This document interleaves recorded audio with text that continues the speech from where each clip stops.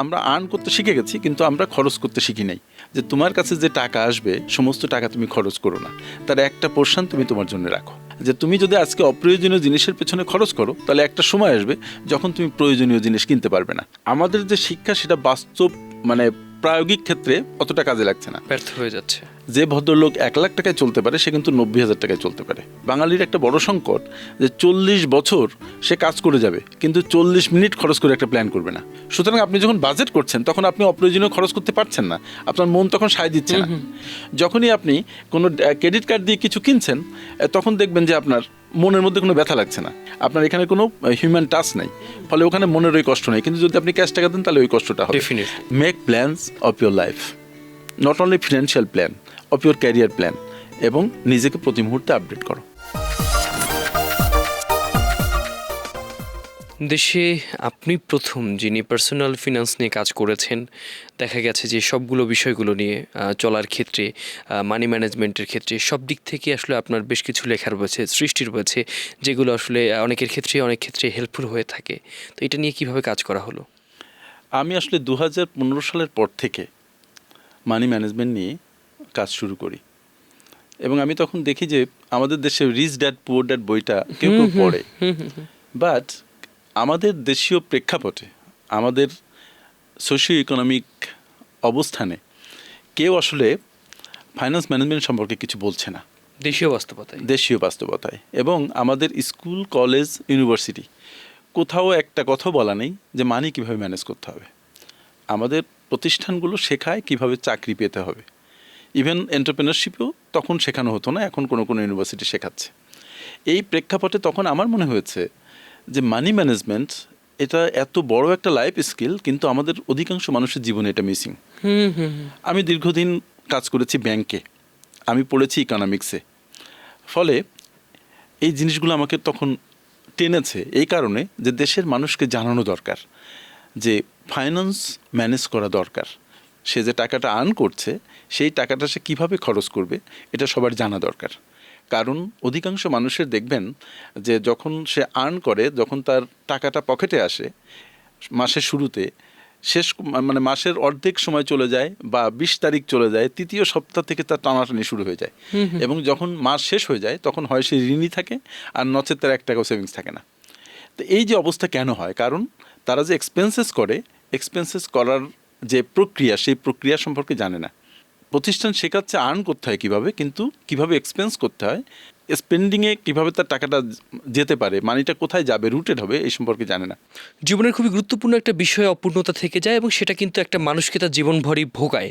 এখন শুরুতে আমরা কথা বলছি সাইফুল হোসেন, তার সঙ্গে অনেকগুলো পরিচয় রয়েছে আপনার, তবে আজকে আমরা আপনার সাথে কথা বলবো বিজনেস অ্যান্ড ফিনান্স স্ট্র্যাটেজিস্ট হিসেবে। আজকে আমরা আপনার কাছে অনেক কিছু জানতে চাই। আপনি এই যে বলছিলেন যে মানুষের খুবই মৌলিক কিছু জায়গায় মানুষের অপূর্ণতা আছে, অর্থাৎ একটা মানুষ যখন তার টাকাটাকে অর্জন করছে সেটাকে কিভাবে ব্যবহার করবে, সেখানেই সবচেয়ে বড় অপূর্ণতা জায়গা থেকে যায়। মানুষ এই স্কিলটাই কোনোভাবে শিখছে না। আমাদের দেশের প্রেক্ষাপটে এই সমস্যা, নাকি আসলে সব দিক থেকেই আশেপাশে যে দেশগুলো রয়েছে সেখানেও একই ধরনের সমস্যায় মানুষ ভোগে? এই সমস্যাটা আসলে সব দিকেই, কিন্তু পাশ্চাত্যে এই সংক্রান্ত শিক্ষা শুরু হয়েছে আগেই, কিন্তু আমাদের এখানে কিছু বছর আমরাই প্রথম শুরু করেছি। কিন্তু এটা খুবই ইম্পর্ট্যান্ট একটা লাইফ স্কিল। এটা না শেখার কারণে তারা সারা জীবন ধরে টাকা আয় করে, কিন্তু দেখা যাচ্ছে রিটায়ারমেন্টের পরে যে তার অনেক ঋণ, অথবা যে পরিমাণ অ্যাসেট তার বিল্ড আপ হওয়ার কথা ছিল কিছু হয় নাই, অথবা রিটায়ার করার পরে যে টাকাটা সে পেয়েছে সে সন্তানদের দিয়ে দিয়েছে, নিজের জন্য কিছু রাখে নাই। কারণ এই যে টাকা যখন আপনার কাছে আসে, এটা কোন খাতে কোথায় কতটুকু যাবে, কিভাবে এটাকে নিজের কাছে কতটুকু রাখতে হবে, কতটুকু বিজনেসে দিতে হবে কি না দিতে হবে, এ সম্পর্কে একটা সম্যক ধারণা দরকার, একটা জ্ঞান দরকার। এই জ্ঞান কোথাও যেহেতু শেখায় না, ফলে অশেখায় থেকে যায়। এই এরিয়া নিয়ে আমরা আসলে কাজ করছি, এবং এটা মানুষের জীবনের জন্য খুবই প্রয়োজনীয়। এই যে জ্ঞানের কথা বলছেন, এটা কি একাডেমিকভাবেই খুবই জরুরি, নাকি একটা মানুষ যখন জন্মের পর থেকে বড় হয়ে ওঠা শুরু করে, পরিবার হতে পারে, সমাজ হতে পারে, সেখান থেকে এই বেসিক শেখার জায়গাগুলো গড়ে তোলা খুবই জরুরি? মূলত খুব ভালো হয় যদি সেটা আমাদের এডুকেশন সিস্টেমের মধ্য দিয়ে রুটেড হয়, এটা নিয়ম। হওয়া উচিত কারিকুলামে এবং কারিকুলামে। এবং আমি মূলত কাজ শুরু করেছি এই কারণে যে সচেতনতাটা ওই লেভেলে পৌঁছাক, ইভেন সরকারি লেভেলে ব্যাপারটা যাক, যে তারা যেন এটা বুঝতে পারে যে ইয়াস আমাদের ছেলেমেয়েদের অর্থ সম্পর্কে সচেতন করা খুব দরকার। যখন সে টাকাটা আর্ন করছে কোন খাতে কতটুকু ব্যয় করবে সেটা তার জানা দরকার, এবং সে যেন ফিনান্সিয়ালি ফ্রি হতে পারে। দ্যাট ইজ তার জন্য লিকুইডিটি ক্রাইসিস না হয় এবং সে যেন পরবর্তী জীবনে অন্যর কাছে তাকে নির্ভর করতে না হয়। এই জন্য এডুকেশন সেক্টর দিয়ে এটা শুরু হওয়া দরকার। এবং আমি মনে করি প্রত্যেকটা পরিবারে তার পরিবারের যে গার্ডিয়ানরা আছে তাদের মানি ম্যানেজমেন্ট সম্পর্কে জানা দরকার এবং তাদের সেই সন্তানদের মধ্যে ওই জ্ঞানটাকে রুট করা দরকার। কর্মক্ষেত্রে মানুষ যখন প্রবেশ করছে, তারপর যখন টাকাগুলো আর্ন করছে, বেতন পাচ্ছে, তারপরে দেখা যাচ্ছে যে সেটা ব্যয় করার বিষয় বলছেন যে 15 দিনের মধ্যে শেষ। এটা কিন্তু শুধু কর্মক্ষেত্রে না, একটা মানুষের জীবনে দেখা যাচ্ছে যে পৈতৃকভাবেও যে সম্পত্তি পাচ্ছে সেটাও দেখা যাচ্ছে অকালেই শেষ করে ফেলছে। এই যে একটা প্রক্রিয়া, এই অ্যাজ এ গার্জিয়ান বা অ্যাজ এ এমপ্লয়ি হিসেবে যদি বলি, একজন আবার বিশেষজ্ঞ হিসেবে, সব দিক থেকে ফ্যামিলি মেম্বার হিসেবে আপনি এটাকে কীভাবে দেখবেন? ব্যাপার হচ্ছে আমি একটু বুঝিয়ে বলি, তাহলে সবার জন্য, শ্রোতাদের জন্য এটা খুব কাজে লাগার বিষয় হবে। সেটা হচ্ছে, ধরেন যে মানুষ মোটেও টাকা আর্ন করে না সে কিন্তু খরচ করে। তার মানে আমার যে বাচ্চা ক্লাস 8-এ পড়ে সে বাচ্চা 1 টাকাও আর্ন করে না কিন্তু সে খরচ করে। তার মানে তার কাছে টাকা পয়সা যায়। ইভেন যখন সে টিফিন নিচ্ছে, হয়তো তার 50 টাকা লাগবে, সে আমার কাছ থেকে 100 টাকা নিচ্ছে, বা আমি তাকে হয়তো 200 টাকাও দিচ্ছি। তার টাকাটা তার কাছে যাচ্ছে। সে কী করছে, হয়তো তার 50 টাকা দিয়ে একটা কিছু খেলো, সাথে সাথে পাশে আরেকটা ড্রিঙ্কস আছে সেটা সে খেয়ে ফেললো। নাথিং রং উইথ ইট, কারণ তার মন চাইবে সেটা খাইতে। কিন্তু এই বাচ্চার মনোজগতে যদি ঢুকে দেয়া যায় যে তোমার কাছে যে টাকা আসবে সমস্ত টাকা তুমি খরচ করো না, তার একটা পোর্শন তুমি তোমার জন্য রাখো। কি করবা? That is called savings. যে তোমার কাছে যদি 100 টাকা আসে তাহলে তুমি 25 টাকা সেভ করো, না পারো 20 টাকা সেভ করো, না পারো 10 টাকা সেভ করো, but save something, keep something for you. কেন? এই টাকাটা তুমি পরে খরচ করতে পারবা, অথবা এই টাকাটা জমতে জমতে অনেক বড় টাকা হবে, যেটা তুমি হয়তো একটা ল্যাপটপ কিনতে পারবা, একটা ফোন কিনতে পারবা, বা তুমি অন্য কোনো একটা মাসের টিউশন ফিস দিতে পারবা, এনিথিং সেটা দিয়ে সে করতে পারবে। এটা গেল একটা বাচ্চার ক্ষেত্রে। একজন বড় মানুষ, দ্যাট ইজ যে কর্মক্ষেত্রে ঢুকে গেছে, সে যখন তার কাছে যখন টাকা আসছে সে তখন কি করছে, সে তার ইচ্ছে মতো খরচ করছে। সে তখন মনে করছে না আমি সারা জীবন কষ্ট করেছি, স্টুডেন্টশিপ শেষ করেছি, এখন আমি আর্ন করছি, ফলে আমার এখন কি করা দরকার, আমার এখন দরকার আমি একটু খরচ করব। আমার সেখানে কথা হচ্ছে যে ইয়াস তুমি খরচ করো, কিন্তু সেই খরচের একটা পোর্শন তুমি তোমার জন্য রাখো। তোমার কাছে যখন 20,000 টাকা আসছে তখন তুমি সেই 20,000 টাকা কী করছো, তোমার বাড়ি ভাড়া থেকে শুরু করে, বা যদি বাড়ি ভাড়া নাও দিতে হয়, অন্যান্য যেসব খাত আছে সব খরচ করার পরে দেখবা যে মাসের শেষের দিকে তুমি নিঃস্ব হয়ে যাচ্ছ। আমার কথা হচ্ছে don't do it.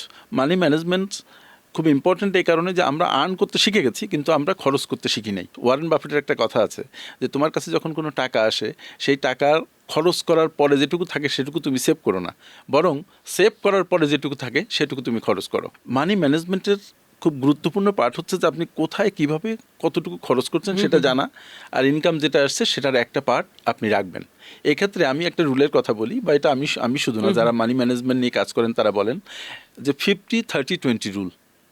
That is আপনার কাছে যদি 1 লাখ টাকা আসে তাহলে তার 50 ভাগ আপনি খরচ করবেন আপনার বেসিক নিডের পেছনে। বেসিক নিড কেমন? আপনার নিজের ট্রান্সপোর্ট কস্ট, আপনার খাবার দাবার খরচ, আপনার বাসা ভাড়া, আপনার বাচ্চার এডুকেশন, আপনার মেডিসিন, এগুলো হচ্ছে বেসিক নিড। এর পেছনে খরচ করবেন 50 ভাগ, এটা খরচ করে আপনি যেন চলতে পারেন। এবার থাকলো 30% আপনি খরচ করবেন ওয়ান্টসের পেছনে, যেটা আপনার খুব বেশি দরকার নেই কিন্তু হলে ভাল লাগে, একটু জীবনযাত্রার মান বাড়ে। আর 20% বলা হচ্ছে you please invest and save this portion of your income. তাহলে 50-30-20 এইভাবে ভাগ করে যদি 20% করে কোনো মানুষ সেভ করতে শুরু করে এবং ইনভেস্টমেন্ট করতে শুরু করে from the very early ages, তাহলে সে কী করবে, যখন সে রিটায়ার করবে তার কাছে তখন এত টাকা থাকবে যে সে নিজে অবাক হয়ে যাবে। একটা ম্যানেজমেন্টের ক্ষেত্রে একজন ইন্ডিভিজুয়াল মানুষ যখন তার নিজেকে কন্ট্রোল করবে, দেখা যাচ্ছে কোনো একটা পণ্য দেখলো তার কাছে কিছু অর্থ আছে, চাইলেই পরবর্তী সময়ের জন্য বা আগামীর জন্য জমাতে পারতো, কিন্তু সে সেটা করছে না। সে করছে কি, তার খুব একটা প্রয়োজন নাই কিন্তু হয়তোবা নিলে ভালো লাগবে, এই যে একটা অহেতুক একটা অনাবশ্যক অপচয় করছে, সেটা তো একটা বড় কারণ হয়ে দাঁড়াচ্ছে তার অর্থনৈতিক দুর্দশার। ব্যাপার হচ্ছে এটা খুবই সত্যি কথা। কারণ হচ্ছে আমরা প্ল্যান করি না। যদি কোনো কিছু আমি করতে চাই তাহলে আগে I need to make a plan. তাহলে ফিনান্সিয়াল প্ল্যানিংটা খুব ইম্পর্টেন্ট এক্সপেন্ডিচারের ক্ষেত্রে। কারণ সবাই যে ঋণ করছে অথবা যে টাকা আয় করছে তার মধ্যে চলতে পারছে না, এটার কারণ কি? কারণ হয়তো অনেকে বলবে যে আমাদের ইনকাম এত কম, আমাদের জিনিসপত্রের দাম এত বেশি, এটা একটা বিষয় বটে, কিন্তু এটাই সব নয়। কিন্তু কারণ হচ্ছে যে ভদ্রলোক 20,000 টাকায় চলতে পারে সে কিন্তু 19,000 টাকায় চলতে পারে, যে ভদ্রলোক 1 লাখ টাকায় চলতে পারে সে কিন্তু 90,000 টাকায় চলতে পারে। যে দেখেন আপনার ইনকাম বেশি বলে যে আপনি বেশি সেভ করতে পারবেন, ব্যাপারটা কিন্তু তা নয়। আপনি যদি প্ল্যান করে নিয়মতান্ত্রিকভাবে খরচ করেন, ডিসিপ্লিন রয়েছে, তাহলে আপনি কমে চলতে পারবেন। এখন ব্যাপার হচ্ছে যে আমি কোনো ফিনান্সিয়াল প্ল্যান করছি না, কারণ আমি তো জানি না, আমি তো এই সম্পর্কে জানি না, আমি শুনি নাই। তাহলে ফিনান্সিয়াল প্ল্যানিংটা কেমন? যে আমি ইনকাম করছি 50,000 টাকা, কিন্তু আমি কত টাকার মধ্যে চলবো এটা একটু বসে একটু ডিসিশন নিতে হবে। বাঙালির একটা বড় সংকট যে 40 বছর সে কাজ করে যাবে, কিন্তু 40 মিনিট খরচ করে একটা প্ল্যান করবে না। ভেরি ইম্পর্ট্যান্ট একটা আসপেক্ট আমি বললাম। ডেফিনেটলি এটা শুধু বাংলাদেশি না, এই সব জায়গাতে এই সমস্যা আছে যে আমরা উই ডোন্ট মেক প্ল্যান। তাহলে কি করবেন আপনি? যে আপনার 50,000 টাকায় আপনার বেতন, হাজব্যান্ড ওয়াইফ দুজন বসে ঠিক করেন তো যে 45,000 টাকা বা 40,000 টাকা কীভাবে চলা যায়। দুজন বসে যখন প্রত্যেকটা খাত লিখবেন যে আমার কোন খাতে কত কত খরচ হয়, তখন দেখবেন যে এটা একটা মানে ওয়ার্কআউটটা হবে, এবং তখন আপনি রিয়েলি বুঝতে পারবেন যে আসলে আপনার কোন খাতে কত লাগছে। তো এই যে ওয়ার্কটা করা, এটাকে আমি বলছি যে একটা কাজ করেন যে আপনি বাজেটিং করেন। That is call budget. Budgeting মানে কি? আপনি কোন কোন খাতে কত খরচ করবেন এই মাসে সেটা একটু লিখে ফেলেন। লিখে ফেলে আপনি আপনার ইনকামের মধ্যে ওটা নিয়ে আসলেন, উইদিন ইউর মিনস বলে একে, এর মধ্যে নিয়ে আসলেন। তাহলে যদি আপনি 10% সেভ করতে চান, তাহলে 50,000 টাকা থেকে আপনি 5,000 টাকা সেভ করে ফেলেন, তাহলে 45,000 টাকার আপনি একটা বাজেট করেন। 5,000 টাকা সেভিংস করে কিন্তু খুব একটা পরিবর্তন কিন্তু হচ্ছে না, খুব বেশি পরিবর্তন হচ্ছে না। এবং এই বাজেট করে আপনি লিখে ফেললেন যখন, এরপরে যখন খরচ করতে যাবেন আপনার যে লেখার বাইরে আপনি মোটেও যাবেন না। যদি একটা সুন্দর একটা জুতো আপনি চোখে পড়ে, তখন আপনি একটা কাজ করবেন যে আমার বাজেটের মধ্যে কি জুতো আছে এই মাসে? নাই তো, সুতরাং I will not buy this shoes. Harvard business রিভিউর একটা গবেষণা আছে, সেখানে তারা বলছে যে যদি কেউ বাজেট করে এবং সেই বাজেটকে অনুসরণ করে, তাহলে তার খরচ 15 থেকে 25% কমে যায় পার মান্থ। আচ্ছা, অদ্ভুত ব্যাপার। যার 1 লাখ টাকা খরচ হয় সে যদি শুধু বাজেট করে এবং বাজেটকে ফলো করে, তাহলে তার আননেসেসারি খরচ কমে যায়, ফলে 15,000 থেকে 25,000 টাকা তার খরচ কমে যায়। আচ্ছা। এটা কিন্তু রিসার্চ করা। সুতরাং আপনি যখন বাজেট করছেন তখন আপনি অপ্রয়োজনীয় খরচ করতে পারছেন না, আপনার মন তখন সায় দিচ্ছে না। এটা একটা বিষয়। আবার একটা বিষয় হচ্ছে আপনার আননেসেসারি বাইংকে এক্সপিরাইট করে হচ্ছে কীরকম জানেন? আপনার ক্রেডিট কার্ড, ডেফিনেটলি, ইভেন আবার ডেবিট কার্ড, প্লাস্টিক মানি যাকে আমরা বলছি। যখনই আপনি কোনো ক্রেডিট কার্ড দিয়ে কিছু কিনছেন, তখন দেখবেন যে আপনার মনের মধ্যে কোনো ব্যথা লাগছে না। 10,000 টাকা দিয়ে কিনে ফেললেন, কিন্তু মনে কোনো মানে কষ্ট হচ্ছে না, কারণ আপনি 10টা 1,000 টাকার নোট তো হ্যান্ড ওভার করেন নাই, আপনার এখানে কোনো হিউম্যান টাচ নাই, ফলে ওখানে মনের ওই কষ্ট নেই। কিন্তু যদি আপনি ক্যাশ টাকা দেন তাহলে ওই কষ্টটা হবে। ডেফিনেটলি। তাহলে দেখেন অনেকগুলো বিষয়, যে প্রথমে আপনি বাজেটিংটা করে ফেললেন, আপনি কোন খাতে কোথায় কি করবেন খরচটা ঠিক করলেন, এবং আরেকটা হ্যাবিট আপনি করলেন যে মানি ট্র্যাক করবেন, আপনার টাকা যাচ্ছে কোথায়। যদি কোনো ব্যক্তি তার মানিকে ট্র্যাক করতে না পারে, সে জীবনে ফিনান্সিয়ালি ফ্রি হবে না, সে কখনো তার আর্থিক স্বয়ংবরতার দিকে পৌঁছাতে পারবে না। তার মানে তাকে জানতে হবে যে তার টাকাটা কোথা থেকে কোথায় যাচ্ছে। না, অনেকেই বলে যে অর্থের মধ্যেই একটা দুষ্টু সত্তা ঢুকে পড়ে।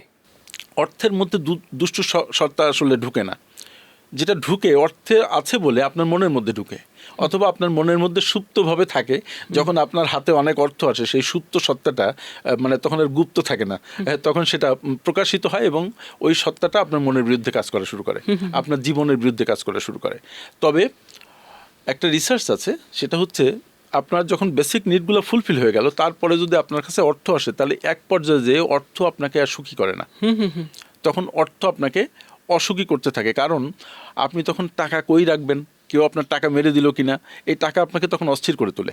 তো সেই ক্ষেত্রে যদি আপনি ফান্ড ম্যানেজমেন্ট বুঝেন এবং যদি আপনি জানেন যে সেই অর্থ দিয়ে আপনি কি করবেন, তাহলে সেই অর্থ আপনার দিকে দুষ্টু শক্তি হিসেবে আবির্ভূত হয় না। একাডেমিকভাবে প্রাথমিক শিক্ষার পর থেকেই মানি ম্যানেজমেন্ট শেখাটা খুবই জরুরি। এই যে শিখবে, শেখার পরে ইনভেস্টমেন্টগুলো আসলে কোন দিকে করতে পারে? ইনভেস্টমেন্ট কোন দিকে করবে, যেমন আমি একটা কথা বলি, সেটা হচ্ছে সঞ্চয় আপনার টাকা কমিয়ে দেয়, আচ্ছা, আর বিনিয়োগ আপনার টাকা বাড়ায়। অনেকে মনে করবে এটা কি ধরনের কথা। ব্যাপার হচ্ছে সঞ্চয় করে যদি আপনি টাকাটা বাড়িতে রাখেন অথবা ব্যাংকের সেভিংস অ্যাকাউন্টে রাখেন, তাহলে আসলে আপনার টাকা কমে যায়। টাকার 2 ধরনের ভ্যালু আছে, যারা ইকোনমিক্স স্টুডেন্ট তারা আরও ভালো বুঝবে। সেটা হচ্ছে নমিনাল ভ্যালু আর একটা রিয়েল ভ্যালু। রিয়েল ভ্যালুটা মূলত হচ্ছে পারচেজিং পাওয়ার। আর নমিনাল ভ্যালু যেটা গায়ে লেখা থাকে সেটা। তো আপনি যদি সঞ্চয় করে বাড়িতে রেখে দেন বা ব্যাংকে রাখেন তাহলে টাকাটা কমে যাবে কেন? কারণ 1,00,000 টাকা যদি আপনি বাড়িতে রাখেন 1 বছর পরে ওই 1,00,000 টাকা প্রায় 10% কমে যাবে, কারণ 10% অ্যারাউন্ড আমাদের ইনফ্লেশন রেট। ওকে, তাহলে সেভিংস করে আপনার টাকা বাড়ছে না, মূলত পারচেজিং পাওয়ার কমে যাচ্ছে। 1,00,000 টাকা দিয়ে এবছর যা কিনতে পারছেন 1 বছর পরে 1,10,000 টাকা লাগবে সেই পরিমাণ জিনিস কিনতে। তাহলে কি আপনার বিনিয়োগ করতে হবে, কারণ মূল উদ্দেশ্য হচ্ছে আপনার ইনফ্লেশনকে বিট করা। টাকার যে মান কমে যাচ্ছে যে হারে, তার চাইতে বেশি হারে আপনার রিটার্ন পাওয়া। এর পরের প্রশ্ন আসে যে আমি কোথায় ইনভেস্ট করবো, কী দিয়ে কী করবো। ব্যাপারটা হচ্ছে বাংলাদেশের বর্তমান প্রেক্ষাপটে আপনার চিন্তা করতে হবে। এখানে অনেকগুলো ইনভেস্টমেন্ট স্কোপ যে আছে তা না, আছে কি কি, যেমন আপনি গভর্নমেন্ট বন্ডে ইনভেস্ট করতে পারেন, যেমন সঞ্চয়পত্র, ট্রেজারি বন্ড, ট্রেজারি বিল আছে। তারপরে প্রবাসী যারা আছে তারা ওয়েজ আর্নার্স বন্ডে ইনভেস্ট করতে পারে। আপনি শেয়ার মার্কেটে ইনভেস্ট করতে পারেন। আপনি অ্যাসেট ম্যানেজমেন্ট কোম্পানি যেগুলো আছে সেখানে তারা মিউচুয়াল ফান্ড করছে, সেখানে ইনভেস্ট করতে পারেন। You can buy in real estate. আমাদের এখানে কিন্তু প্রতারণার অনেক বিষয় এখানে আছে, ওগুলো খেয়াল করেই করতে হবে। You can invest in gold, you can invest in silver. অনেকগুলো, যেমন আমাদের এখানে ফরেন কারেন্সিতে ইনভেস্ট করার সুযোগ নাই, আমাদের এখানে ডেরিভেটিভস মার্কেট নেই, কমোডিটি মার্কেট নাই। বাট আমি যে কয়টা বললাম মোটামুটি এই হচ্ছে আপনার এরিয়া।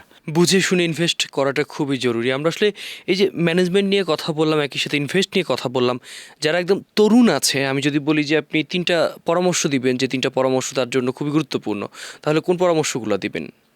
তরুণদের জন্য প্রথম পরামর্শ হচ্ছে যে তাদের কাছে যে টাকাই আসুক, যে কোনো সোর্স থেকে যেটা আসুক, সে স্টুডেন্ট হতে পারে অথবা সে কেবল কাজ শুরু করতে পারে, তারা তাদের ইনকামের অন্তত 10 থেকে 15% দে উইল সেভ, প্রথম কথা। তারপরে সেকেন্ড কথা হচ্ছে তারা যে বিনিয়োগ শুরু করবে, আমি সেভিংসের কথা বললাম, বিনিয়োগ যে শুরু করবে সেটা প্রথম বিনিয়োগ শুরু করবে তার নিজের উপরে। Investment in yourself is the best শেখার ইনভেস্টমেন্ট, মাধ্যমে is the best investment in the whole world. কারণ আপনি গোল্ডে ইনভেস্টমেন্ট করলেও দাম কমে যেতে পারে, কিন্তু যদি আপনি নিজের পরে ইনভেস্টমেন্ট করেন তাহলে দেখবেন যে এইটা কখনো আপনাকে মানে এটা ডেপ্রিসিয়েট করছে না, এটার দাম কখনো কমছে না। আপনি যদি আজকে একটা স্কিলের মালিক হন, মালিক বলছি আপনাকে, যদি যে আর্ন করবেন, যদি দুটো স্কিল হয়, 3টা স্কিল হয়, আপনি আর্নিং বেড়ে যাবে।